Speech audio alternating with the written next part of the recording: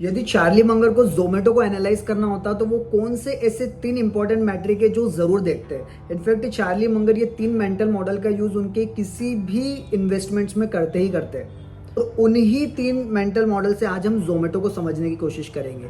First mental model है intrinsic value and discounted cash flow.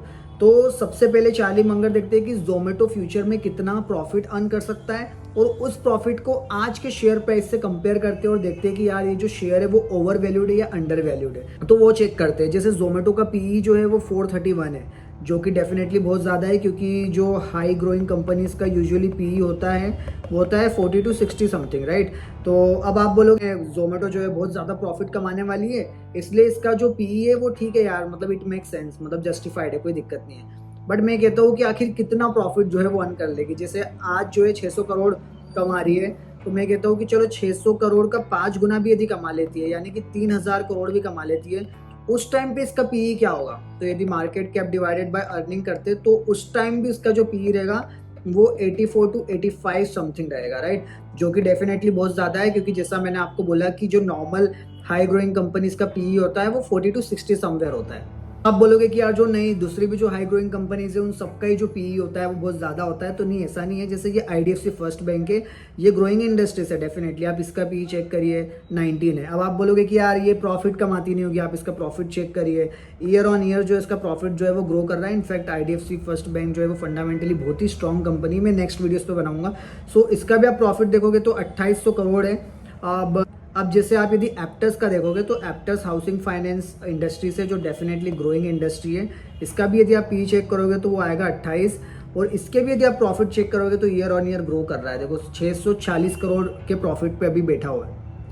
जो second mental model है Charlie Munger का वो है मार्जिन ऑफ सेफ्टी। तो यदि हम जोमेटो की मार्जिन ऑफ सेफ्टी चेक करें तो सिर्फ टेक्निकली देखा जाए तो इस पर जीरो मार्जिन ऑफ सेफ्टी है। इसकी जो मार्जिन ऑफ सेफ्टी है वो टेक्निकली देखा जाए तो जीरो है। बट यदि हम इसकी मार्जिन ऑफ सेफ्टी फंडामेंटली भी यदि चेक करें तो सी यार, यदि कोई कंपनी मान लो 1000 करोड़ कमाने वाली है और आज यदि वो 800 करोड़ के भाव में मिल रही है तो अपने को समझ आता है कि चलो 20% जो है इसकी मार्जिन ऑफ सेफ्टी है, तो स्टॉक जो है वो इतना रिस्की नहीं होगा। बट यहाँ पे अपन चेक कर सकते हैं कि अभी जो इनकी अर्निंग है, करंट अर्निंग जो है उसका अपन ने 5 टाइम्स कर लिया, उसके बाद भी इसका पीई जो आ रहा है वो 84-85 आ रहा है, जो कि डेफिनेटली सेंसेबल वैल्यूएशन नहीं है। तो मार्जिन ऑफ सेफ्टी इसमें बिल्कुल जीरो है। अब जो थर्ड मेंटल मॉडल जिस पे बहुत ज़्यादा चार्ली मंगर और वॉरेन बफे ने एम्फेसिस किया है वो है कॉम्पिटिटिव एडवांटेज। यानी कि कोई भी जो कंपनी है जिसमें वो इन्वेस्ट करते हैं उसके पास एक ड्यूरेबल कॉम्पिटिटिव एडवांटेज होना चाहिए, ताकि कोई भी कॉम्पिटिटर जो है वो उनको कॉपी नहीं कर पाए। जैसे एप्पल में उन्होंने इन्वेस्ट किया था, कोका कोला में उन्होंने इन्वेस्ट किया था।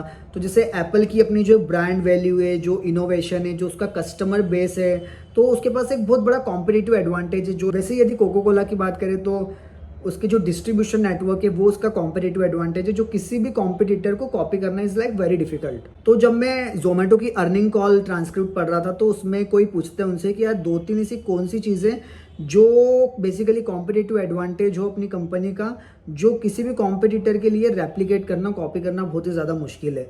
तो ये रिप्लाई करते हैं कि यार हमारे पास है ना, we build the right system, हमारे पास लाइक ऐसी टेक्नोलॉजी है, ऐसे प्रोसेसेस है जिसको लाइक रेप्लिकेट करना इजी नहीं है, बहुत ज़्यादा डिफिकल्ट है।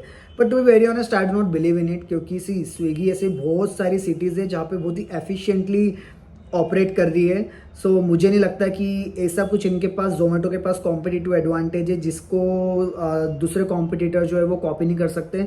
इनफैक्ट यदि आप जेप्टो के बारे में पढ़ोगे तो यू विल नो कि Zepto is even more cost efficient, जो कि इनका डायरेक्ट कॉम्पिटिटर है क्विक कॉमर्स बिजनेस का। तो मुझे पर्सनली ऐसा कोई कॉम्पिटिटिव एडवांटेज नहीं लगता। अब तक जो मैंने बोला है उसको यदि मैं सम अप करूँ तो सिर्फ पहला पॉइंट ये है कि यार कंपनी अच्छी है, बिजनेस अच्छा है, नो डाउट अबाउट इट, और फ्यूचर में वो ग्रो करेगी। बट ऐसी यदि हम फ्लैट लेने भी जाते हैं, माना कि फ्लैट बहुत अच्छा है, उसकी लोकेशन बहुत प्रीमियम है, वहाँ पे प्रॉपर कनेक्टिविटी है, राइट, वहाँ की जो रेंटल यील्ड है वो भी बहुत ज़्यादा अच्छी है, आइट साइड में सारी एमेनिटीज़ है, लाइक हॉस्पिटल हो गया या मॉल्स हो गए या स्कूल कॉलेज कुछ भी हो गया, लाइक परफेक्ट लोकेशन है। बट यार उसका भी जो प्राइस है वो सेंसेबल होना चाहिए ना यार, कुछ भी प्राइस पे तो हम परचेस नहीं कर सकते। तो पहला जो पॉइंट था, पहला मेंटल मॉडल था वो यही था कि जो प्राइस है वो उसकी इंट्रिंसिक वैल्यू से बहुत ज़्यादा है। और जो सेकेंड मेंटल मॉडल था वो था मार्जिन ऑफ सेफ्टी, टेक्निकली भी वहाँ पे जीरो मार्जिन ऑफ सेफ्टी दिखी और फंडामेंटली भी कोई मार्जिन ऑफ सेफ्टी नहीं दिखी, तो थोड़ा सा इस पॉइंट पे इन्वेस्ट करना जो है वो बहुत ज़्यादा रिस्की है। इनफैक्ट मैंने तो अपने 60% शेयर्स जो है जोमेटो को सोल्ड आउट कर लिए। थैंक्स टू जोमेटो मैंने उस पर 120% प्रॉफिट कमाया है। और जो थर्ड पॉइंट है वो है मोट, यानी कॉम्पिटिटिव एडवांटेज। और जोमेटो वाले बोल रहे हैं कि हमारे पास ऐसी टेक्नोलॉजी है, हमारे पास ऐसे प्रोसेसेस है जो हमारी एज रहेगी, जो हमारी competitive, but to be very honest I do not believe in it. So this is so okay, that's from my side and thank you so much.